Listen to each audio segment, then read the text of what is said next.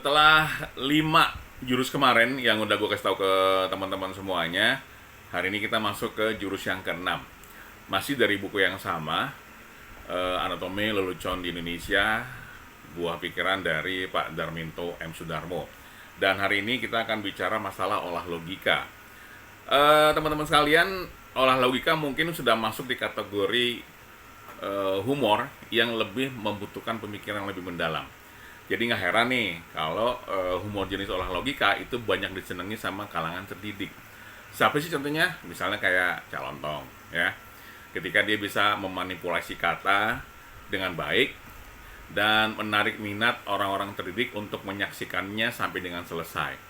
Bedanya apa sih? Bedanya itu adalah kalau humor yang biasa begitu ditonton, begitu juga ketawa. Kalau humor ala olah logika, dia itu butuh waktu sepersekian detik untuk bisa memahami, ya. Dan hal tersebut bukannya kemudian jadi kendala, itu malah jadi sebuah tantangan. Kenapa? Karena kan esensi humor itu kan ketika dia nggak bisa ditebak ujungnya kemana, punchline-nya mau kemana. Dan ini menjadi sesuatu yang sangat menarik sebenarnya. Nah, konsep olah logika ini juga sering dibahas sama sosok namanya Arthur Koestler dalam teori disosiatif, ya.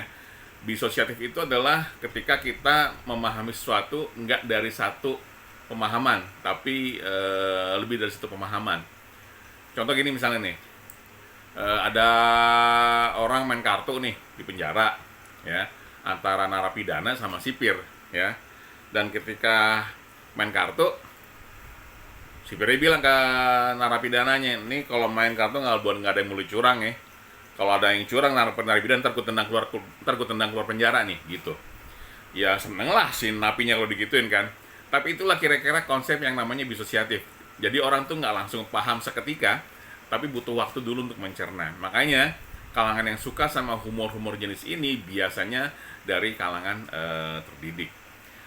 Secara konsep ini sangat mudah sangat mudah untuk dikelola, tapi memang beberapa pihak mengatakan mencontek. Contoh seperti ini misalnya, gue pernah bikin tulisan judulnya tuh recto verso logika humor, dan gue mengamati dua komika.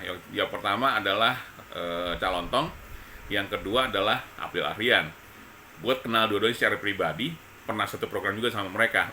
Jadi gue tahu logika berpikir seperti apa. Jadi ada tuduhan nih di kalangan netizen yang bilang bahwa Abdel itu meniru cara berkomedinya atau cara berhumornya Cak Lontong. Gue bilang sama mereka, sebenarnya bukannya meniru, tapi Cak Lontong sama Abdel itu punya logika humor yang sama, ya. Ketika gue bilang recto verso, ya recto verso itu kan sebenarnya satu tapi dua tapi satu. Apa sih contohnya? Misalnya gini nih, ada uang itu kan punya dua sisi ya, tapi satu tapi dua gitu loh, tapi satu tapi dua sebenarnya gitu loh, ya. Ini yang bikin orang memahami suatu logika yang sama tapi dengan gaya yang berbeda. Waktu itu ada yang nanya ke gue juga, Sir, kaitannya sama PAN apa? PAN tuh PUN ya. Jadi memainkan kata kalau di bahasa Inggris. Kira-kira seperti itu. Cuman kalau untuk yang olah logika, dia memang benar-benar menggunakan pendekatan logika. Jadi sesuatu yang dibentur-benturkan seolah-olah benar, padahal sebenarnya enggak sih. Ini bisa dilihat sama teman-teman ketika Cak Lontong itu memainkan logika orang lewat riset-riset abal-abalnya dia gitu loh. Yang dia pernah bilang bahwa survei sebagian besar anak SMP di Jakarta tidak perawan lagi, anak SMA tidak perawan lagi, ya. Tapi ternyata yang dibilang itu adalah SMA yang isinya laki-laki semua. Ini aja udah sebuah komedi. Atau ketika Abdel yang bilang seperti ini, 50% anggota DPR nih, jokes ya, jangan dianggap beneran ya. 50% anggota DPR itu koruptor. Dimarahin sama anggota DPR, nggak bisa bilang gitu. Oke, saya rubah.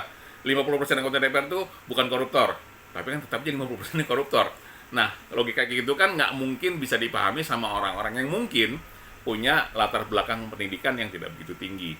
Nah, jujur aja, komedi atau humor jenis ini memang tidak bisa masuk di segala lini. Dia memang sangat spesifik di beberapa lini tertentu. Jadi dia nggak akan bisa diterima oleh kalangan yang secara pendidikannya mungkin tidak begitu tinggi, ya. Minimal memang kuliah kalau yang komedi-komedi seperti ini. Tapi tidak membatasi ya, karena bisa aja beberapa orang yang nggak kuliah tapi punya cara berpikir yang bagus bisa memahami komedi-komedi jenis ini. Banyakan mana sih antara yang olah logika sama yang gampang gitu ya, yang gampang ketawa. Terus terang memang banyakan yang gampang ketawa, karena kalau kita lihat nih, olah logika itu kan berarti ada di sisi agak ke atas. Kalau misalnya kita bicara selera masyarakat, piramid paling bawah kan adalah kelompok paling bawah. Nah, si olah logika ini bukan di kelompok paling bawah, tapi di tengah atau di atas. Jadi nggak bisa disamakan sama komedi-komedi yang lain. Tapi mungkin nggak sih kalau ketika dia pindah ke segmen bawah bisa dipahami, ya mau nggak mau sosok yang namanya komika tersebut harus mau merubah cara penyampaiannya. Jadi nggak bisa lagi pakai olah logika yang seperti itu. Dengan tingkat kerumitan yang di bawah rata-rata baru bisa dipahami sama orang lain. Lagi-lagi teman-teman sekalian, tidak semua komedian mampu melakukan olah logika seperti ini. Ini balik lagi kepada kemampuan seseorang memahami logika humor.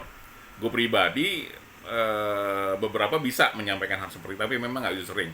Yang sangat handal ya Calontong buat gue pribadi ya. Apalagi kalau dia dikenal dengan konsep yang namanya silogisme. Ketika dia bisa memaknai sebuah kondisi dari dua cara pandang, ya. Dengan demikian orang-orang tersebut kalau nggak punya referensi yang sama dengan Calontong, kemungkinan besar nggak akan bisa memahami apa yang hendak disampaikan sama Calontong. Tapi bisa nggak sih kemudian hal ini diolah? Bisa banget. Dengan lo nonton Cak Lontong lama, nonton Abdel agak lama, itu bisa memahami hal-hal seperti ini. Ini kenapa gue bilang dua sosok ini, karena ini gue pernah bikin tulisan tentang mereka ya. Tapi apakah komika di luar sana yang seperti mereka? Banyak. Lo tinggal pilih yang mana, ya. Lo tinggal pilih yang mana, dan lo tinggal pilih referensi yang paling kena di lo tuh yang mana. Teman-teman sekalian, kalau memang lo mau menggunakan humor sebagai materi di presentasi atau materi di komunikasi lo ke teman-teman, ya. Itu kira-kira. Nah, itu bisa gue sampaikan terkait sama jurus humor yang ke-6, olah logika, masih dari bukunya Pak Darminto M. Sudarmo, yang judulnya adalah Anatomi Lelucon di Indonesia. Oke?